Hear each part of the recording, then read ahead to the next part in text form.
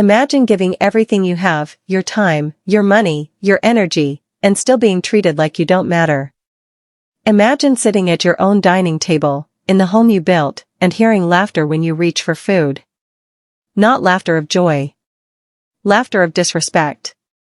This is the story of a woman who was called useless. But what she did next changed everything. Before we continue, take a second. If you believe that respect is something every human deserves, like this video. Subscribe to the channel for more powerful life stories, and comment below, "Respect is my right." I read your comments, and they mean a lot. Now, let's begin. Her name was Sarah Reynolds. 70 years old. A mother. A grandmother. A woman who spent decades building a life for her family. She was not famous.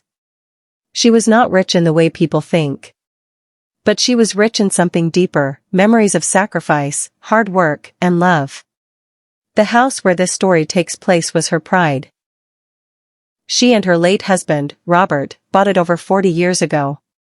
It was not a mansion. Just a simple home with terracotta walls and an oak dining table. A place where birthdays were celebrated, where children grew up, and where family once felt safe. But time changes everything. And sometimes it changes people. After Robert passed away, life became harder. Grief weighs you down. It makes decisions difficult. Sarah's daughter, Emily, told her she would help with paperwork and bills. "Don't worry, Mom," she said. "I'll take care of it." It sounded kind. It sounded like love. So Sarah trusted her. She signed documents, limited power of attorney. Just paperwork, they said. Just to help with banking matters. But months turned into years. 5 years passed. 5 years of living in her own house but feeling like a guest. 5 years of decisions being made without her input. 5 years of small comments that slowly hurt more than words should. And then came the dinner night. It was a Thursday evening. Dinner at the same table where generations had once gathered. Roast chicken on the plate. Warm food. A family sitting together, at least, that's what it looked like from the outside. But inside, something was wrong. Michael, her son-in-law, sat at the head of the table. That chair had once belonged to Sarah's husband. A place of respect. A place of family. Now it belonged to someone who laughed at her. When Sarah reached for a second small piece of chicken, Michael smirked. "Loud enough for everyone to hear," he said. "Is this useless old woman going to eat everything again?" The words hit like a slap. Laughter followed. Not from strangers. From family. Her grandchildren giggled. Emily looked down at her plate and said nothing. No defense. No explanation.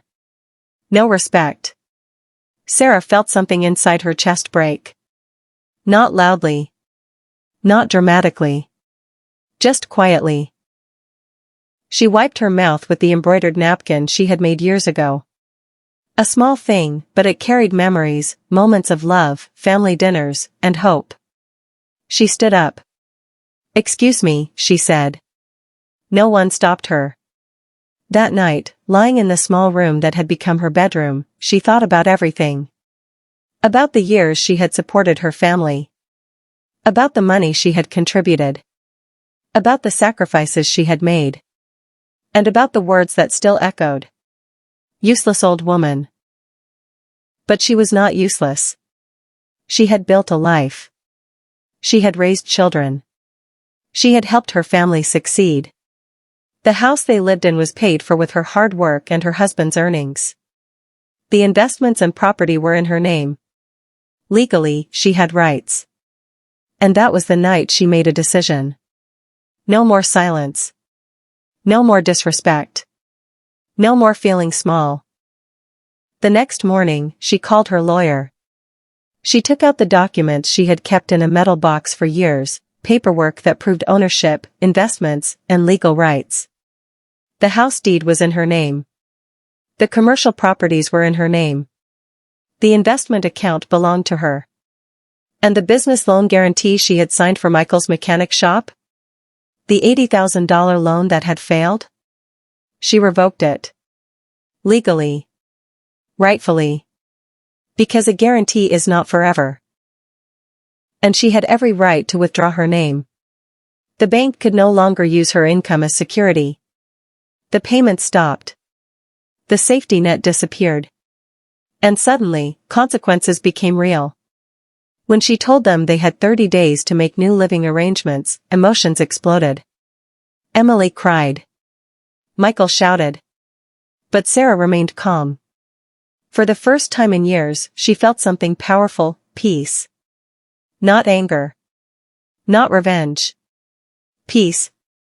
Because dignity is not something others give you. It is something you claim.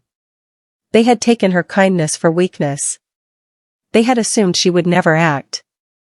They believed she would continue sacrificing without boundaries. They were wrong. 6 months later, the house is quiet.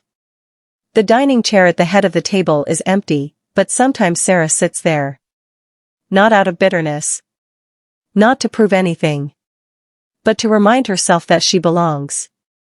She still loves her daughter. She still cares about her grandchildren. Family relationships are complicated. People make mistakes. Words hurt. Time can heal. But love does not require self-destruction. Respect does not come from silence. Boundaries are not cruelty. They are protection.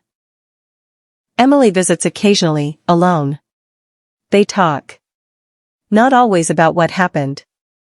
Sometimes about ordinary things, life, memories, and the possibility of healing. Michael never apologized. But that no longer matters. Because the real victory was not about money. It was not about revenge. It was about remembering who she is. A woman who deserves dignity. A mother who deserves respect. A human being whose worth cannot be measured by usefulness. This story is not just about Sarah. It is about anyone who has ever felt invisible. Anyone who has been called names. Anyone who has been made to doubt their value. You are not useless. You are not small. Your worth is not defined by others. Silence is not weakness. Sometimes it is preparation. And when you decide to stand up, do it wisely, calmly, and permanently. If this story touched you, take a moment. Like the video. Subscribe for more powerful life lessons. And comment below, respect is my right. I read your comments, and they matter. Because stories like this are not just entertainment. They are reminders. Reminders that life is difficult. That relationships are complicated. That boundaries are necessary. And that self-respect is priceless. If you ever feel invisible, remember this. Your value does not depend on others' opinions.